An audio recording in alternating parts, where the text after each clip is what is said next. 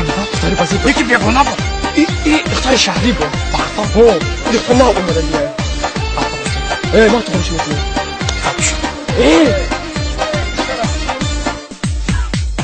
انا گوش کن. چرا میدونی چه می‌نویسم؟ می‌نویسم که دختر که اومد اینه. هم ده می‌نویسم که من آتشم دلی کبوت سوزه برای بچه مقتی بسته در شاخه گل سنبوله بود سوزه برای بچه مقتی بسته در خانه اگر بیادی خون نالخونه برای بچه مقتی بسته بچه ها همه طور دادن نمیتونه شما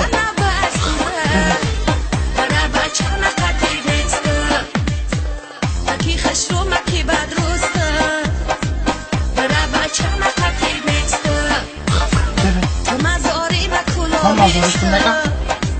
برای بچه مقتی بسته برای بچه مقتی نسته برای بچه مقتی نسته برای بچه مقتی نسته برای بچه مقتی نسته السلام علیکم اساس پارتی کار کنم این دختر که بازی بود کو همه کجا رفت بخدا حالا فرودی بکنه برا تو که تو چه کانتا دوست ندارم بیا ببین که فرش کن من التماس بخشش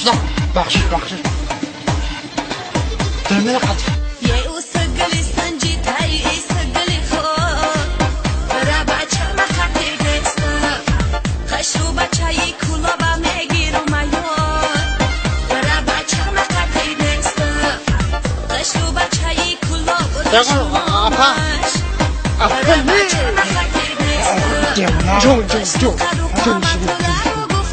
دنیای برای بچه مخطی بسته مکی خش رو مکی بد روسته برای بچه مخطی بسته یکم که هم خطا نیستم مواجه میخونه با ما کش رو برای بچه مخطی بسته برای بچه مخطی نسته برای بچه مخطی نسته برای بچه مخطی نسته برای بچه مخطی نسته برای بچه مخطی نسته برای بچه مخطی نسته برای بچه مخطی نسته برای بچه مخطی نسته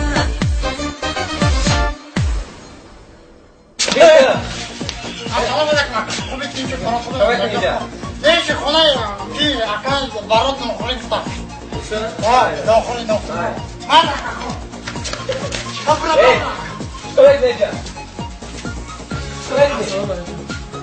اکا ابو خونه اکا برای نوکری بکو اما ادمینی چی داری؟